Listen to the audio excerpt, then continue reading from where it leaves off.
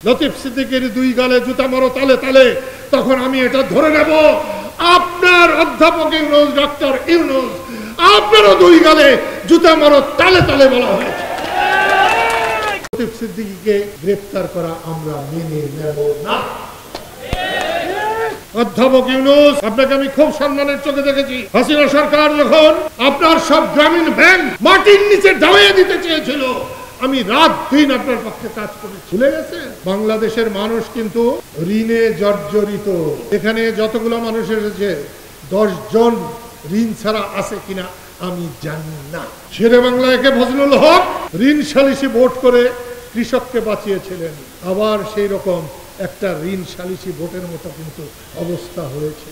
আপনাকে হাসিনা সুদখোর বলেছে, ঘুষখোর বলেছে, অন্যরাও বলেছে, আমি কখনো এটা বলি নাই। কিন্তু আমি আপনাকে বলবো, মুক্তিযোদ্ধাদের উপর এই আঘাত হানা, যদি আপনি মুক্তিযুদ্ধের পক্ষে হয়ে থাকেন তাহলে আপনার উপরেও আঘাত হানা হয়েছে।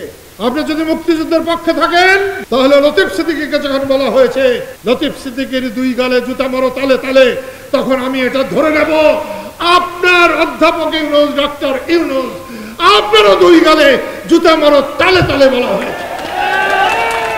হ্যাঁ, এটা আমি মানব। আপনি যদি মুক্তিযুদ্ধের বিরুদ্ধে থাকেন তাহলে আপনার গালে জুতা মারা হয় নাই।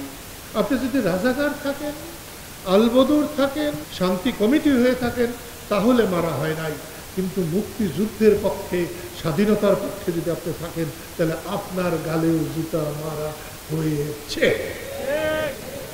আমি আর বিচার চাই, আমি আর বিচার চাই। আপনি আমাকে গ্রেফতার করবেন, নিয়ে যান। বঙ্গবন্ধুর মাথার উপর পেশাব করার পরে আর পরশুদিন লতিফ সিদ্দিকীর গালে গালে জুতা মারো, দুই গালে জুতা মারো তালে তালে, এরপরে আমার আর কিছু করতে পারে। ৭৫ সালে আমাকে যখন গভর্নর করা হয় তখন আমি হুজুর মৌলানা ভাসানীর কাছে গিয়েছিলাম। হুজুর মৌলানা ভাসানী আমাকে বলেছিলেন, আমি যখন গেছি উনি উত্তেজিত ছিলেন, তিনি বলছিলেন আমি কি কাওয়ার্ড, আমি মরতে পারি না। আজকে আমারও 80 বছর বয়স, আমি মরতে পারি না, তাই ওগুলা করবেন না। সম্মান যদি করতে চান করুন, সম্মান কিন্তু এটা কিন্তু কুড়িয়ে পাওয়া যায় না, কুড়িয়ে নেওয়াও যায়। যদি সম্মান না করেন, না করবেন। মুক্তিযুদ্ধ করে যদি দেশ বিসর্জন দিতে হয়, পাকিস্তান হয়, পাকিস্তানের কাছে অত্যাচারিত হওয়া তো আমার কাছে কিছুই না। কিন্তু বাংলাদেশে এই পোলারা জন্মাইলো কেমনে, যাদের পাকিস্তানি মনোভাব কেমনে জন্মায়, এটা আমাদের বুঝতে হবে না, দেখতে হবে না। কেউ বলছে ক্যান্টনমেন্ট উড়িয়ে দেবে, তাহলে তাদেরকে কিছু দেখতে হবে না? ক্যান্টনমেন্ট উড়িয়ে দিলে তাইলে আর কি থাকে? প্রধান, আপনি এটা দেখেন। সেনাবাহিনী, আপনাকে একটা কথা এই জন্য বলছি যে আপনার কথা আমি নিজ কানে শুনেছিলাম, টিভিতে দেখেছিলাম। আপনি বলেছিলেন দেশের দায়িত্ব আমি নিলাম, আলহামদুলিল্লাহ আপনি দেশকে ভালো করবেন।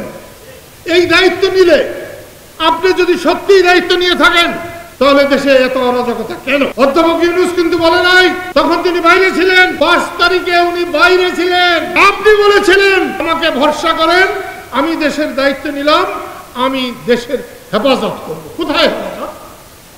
সকাল বিকাল মব হইতেছে, কোথায় হেফাজত? মুক্তিযোদ্ধা মঞ্চ নাকি মঞ্চ ৭১ আমাদের টাঙ্গাইলের সম্মান, আমাদের নেতা, তিনি বক্তৃতা করতে গেছেন, আলোচনা করতে গেছেন। আলোচনা করা কি নিষিদ্ধ? এবং মুক্তিযুদ্ধ নিয়ে এবং সংবিধান নিয়ে? তাহলে সেইখানে